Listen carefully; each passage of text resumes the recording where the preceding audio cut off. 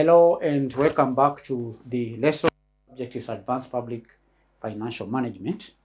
Today we are going to study the last subtopic of topic number 5, which is public sector investment and enterprise management. So far we've covered establishment and dissolution of state corporations and public investments. Number 2, monitoring performance and statutory reporting for public investments. We discussed the role of the National Treasury in management of public enterprises. And in our last session, we did a comparative analysis of State Corporations Act and the Companies Act in Kenya. Today, our focus is on challenges facing state corporations in Kenya, which are popularly known as parastatals.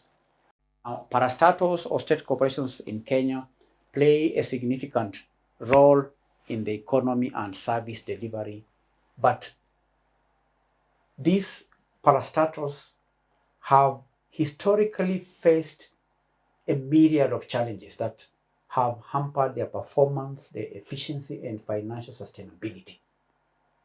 And these challenges often stem from a combination of governance weaknesses, operational efficiencies, and financial difficulties. In this lesson, we will be analyzing some of the challenges that are faced by these state corporations. That's the objective of the lesson. By the end of this lesson, you should be able to explain the challenges facing state corporations. And the first challenge is in relation to governance, what I may just call governance weaknesses. 1, governance weaknesses. Governance weaknesses. Governance weaknesses. And one source of governance weaknesses could be politicization of appointments. Politicization of appointments. Politicization of appointments.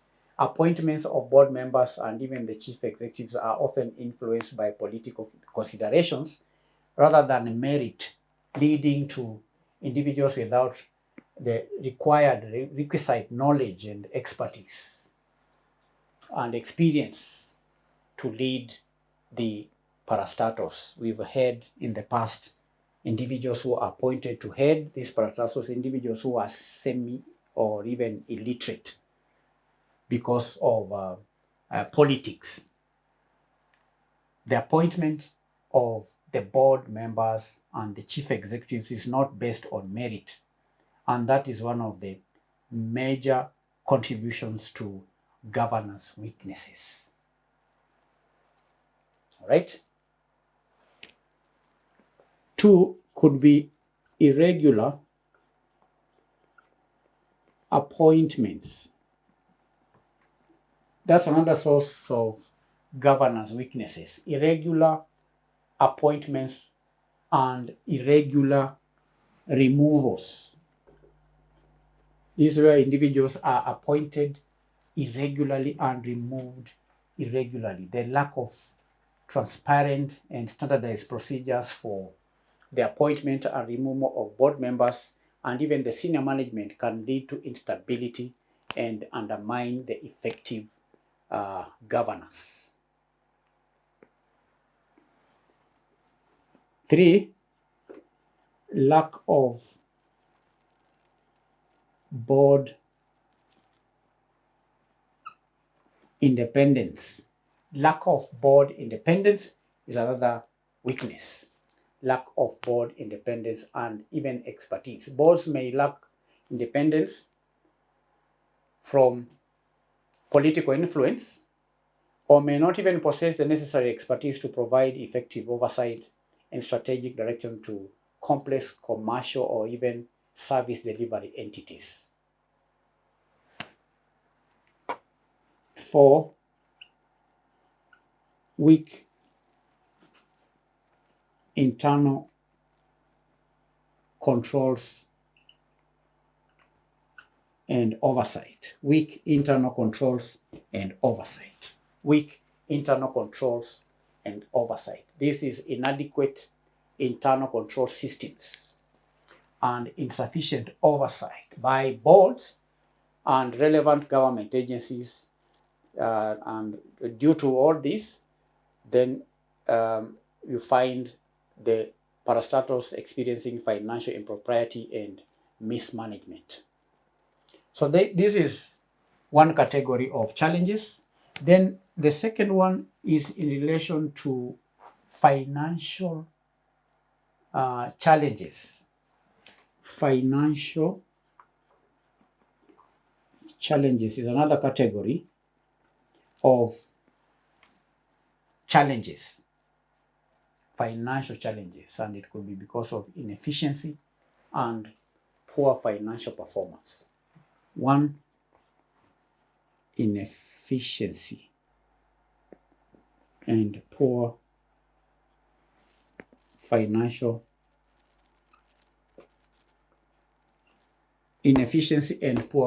performance.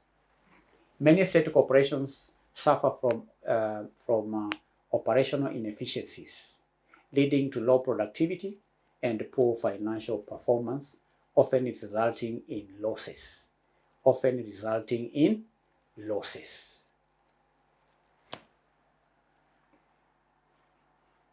Another cause of financial challenges is over-reliance on government bailouts.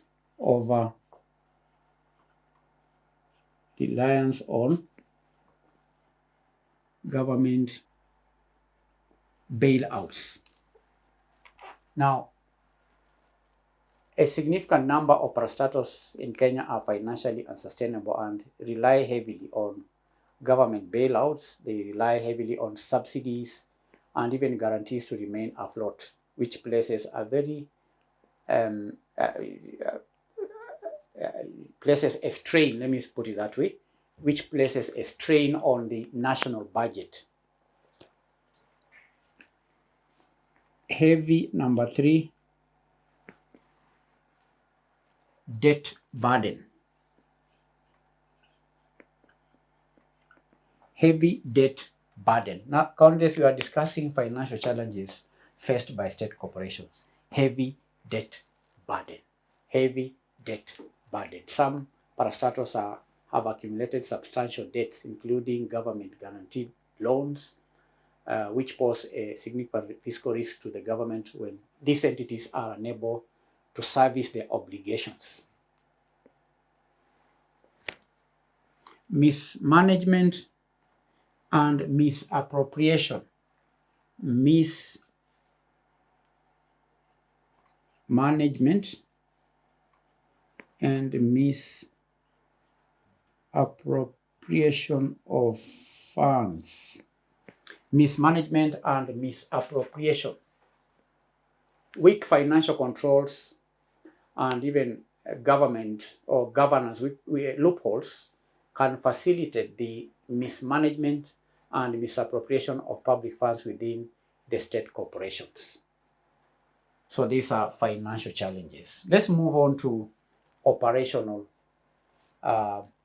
challenges, operational inefficiencies. Number 3, operational efficiencies. Operational inefficiencies. These are occasioned by outdated technology. 1, outdated technology and infrastructure. Outdated technology and infrastructure. Outdated technology and infrastructure. We have some state corporations which operate with outdated technology and infrastructure, which reduces their efficiency and competitiveness. Bureaucracy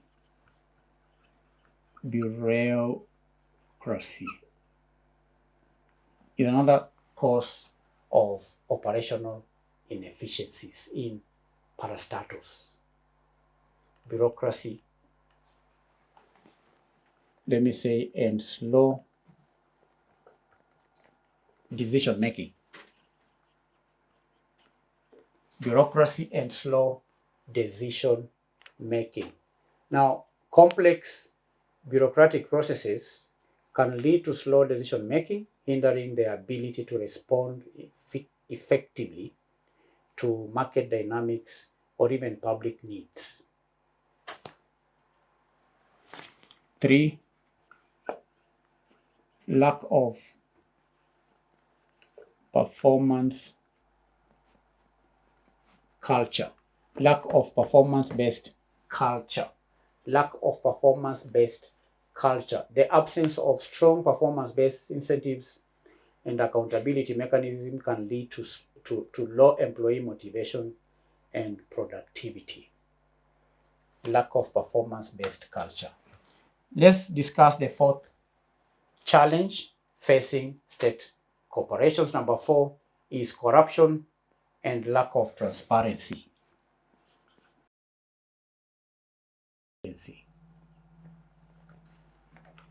Corruption and lack of transparency. Opportunities for corruption and rent-seeking are prevalent in some state corporations, particularly in procurement and human resource management. We may also have limited, so here we can discuss opportunities.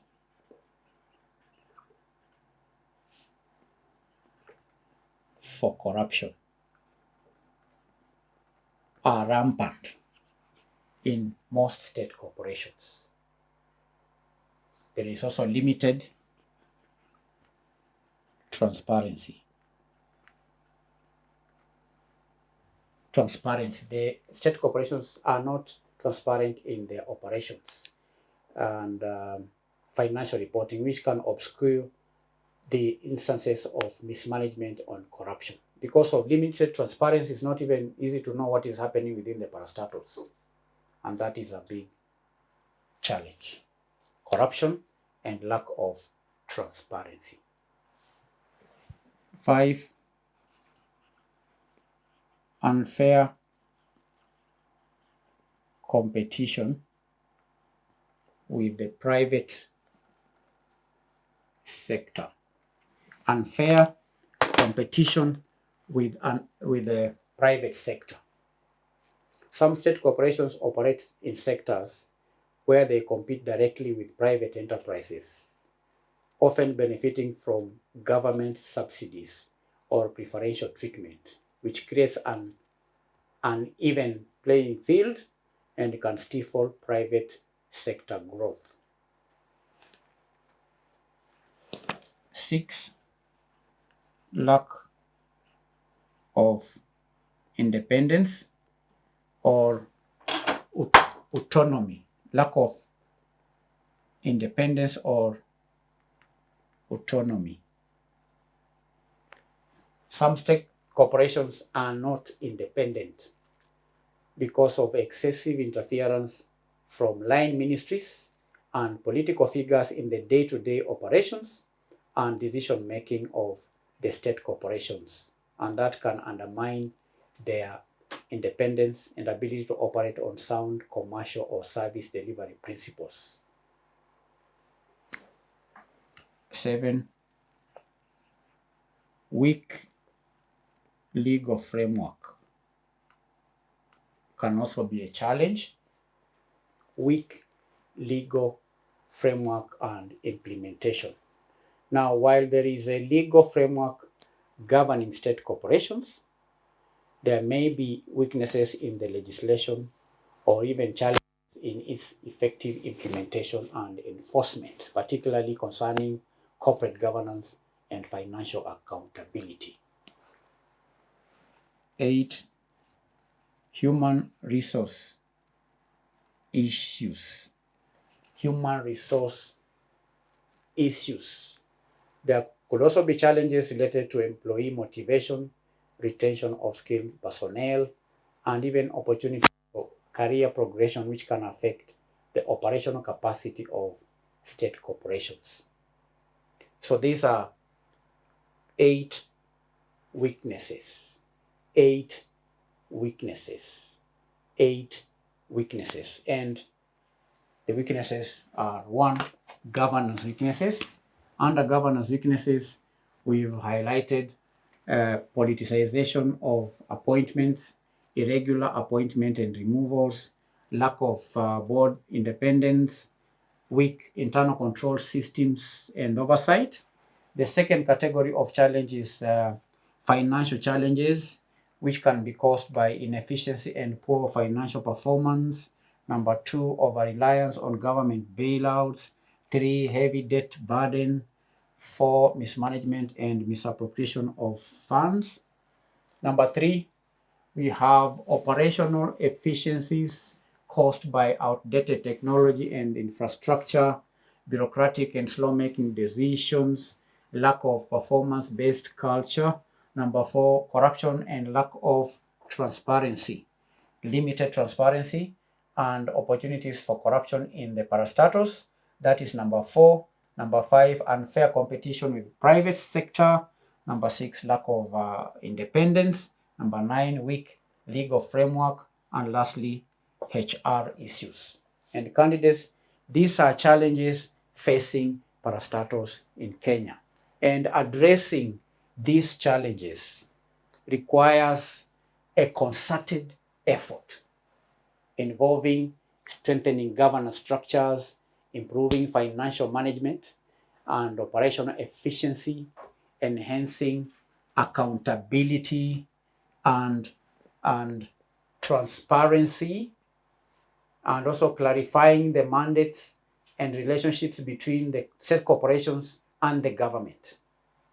And in Kenya, we have witnessed reforms, including privatization and restructuring, which have been proposed and implemented with varying degrees of success to improve the performance and sustainability of state corporations in Kenya. And that marks the end of the lesson and the end of the topic on public sector investment and enterprise management. Thank you. Bye-bye.